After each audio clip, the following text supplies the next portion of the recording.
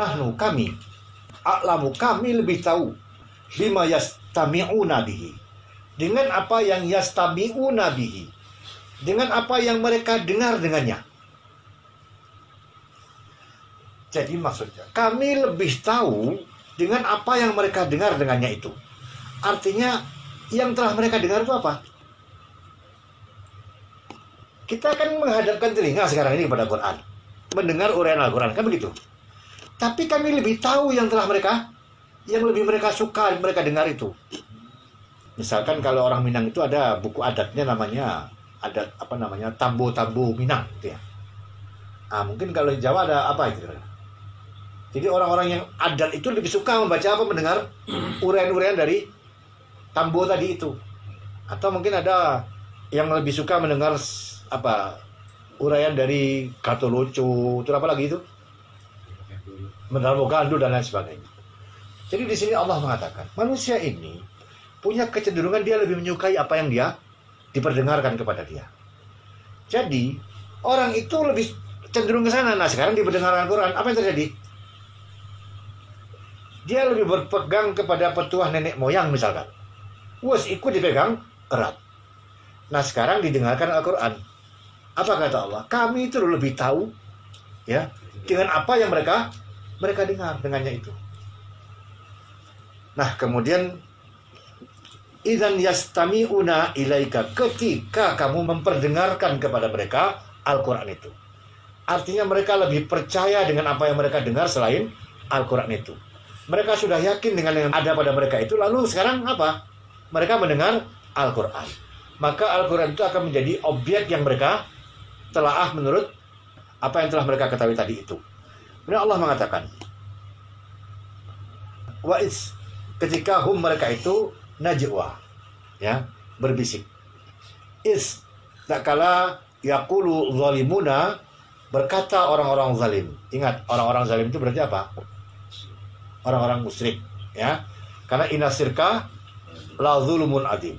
Orang-orang zalim itu in tatabi'una, tidaklah kalian mengikuti ila rajulan mashuran, kecuali seorang laki-laki yang kena sihir.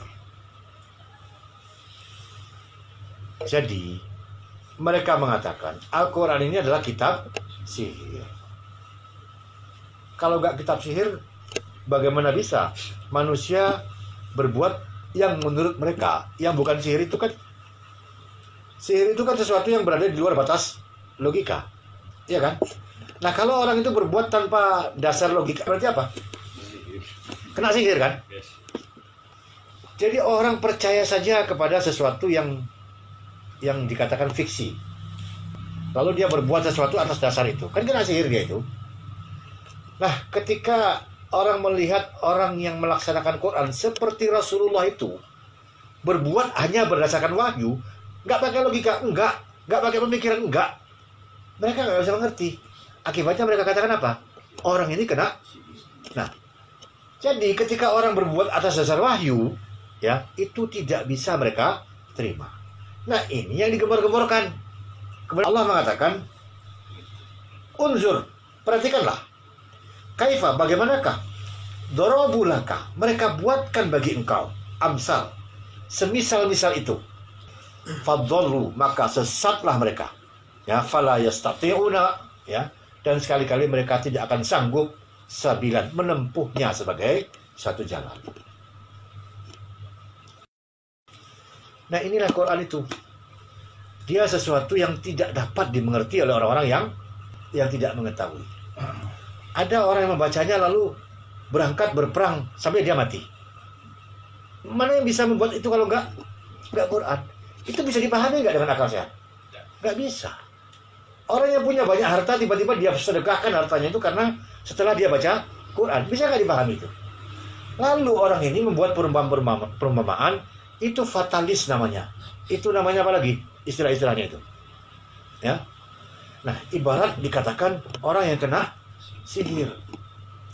Kalau orang yang berquran, Quran ini mereka samakan dengan sihir, maka yang terjadi, kata Allah, gara-gara begitu maka sesatlah manusia ini. Ya, mereka tidak pernah paham apa yang namanya iman.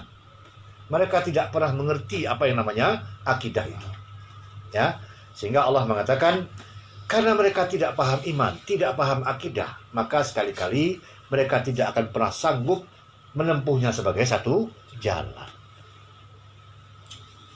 Paham sampai sini? Ya.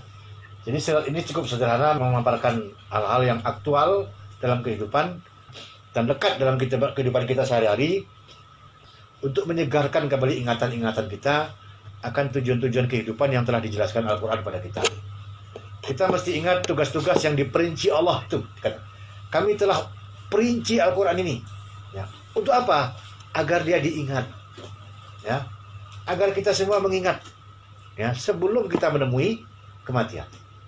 Agar kita mengerti apa tugas yang ditetapkan Allah kepada kita.